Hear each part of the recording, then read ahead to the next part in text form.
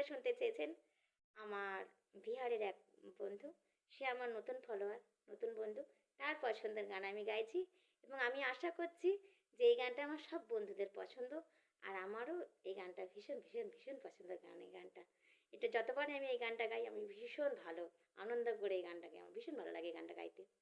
तुम्हें क्या बताऊं कि तुम मेरे क्या हो, मेरी जिंदगी का तुम ही आसरा हो, मैं आशा की लड़िया न रह रह के फिरोती, अगर तुम ना होते, अगर तुम ना होते, हमें और जीने की चाहत ना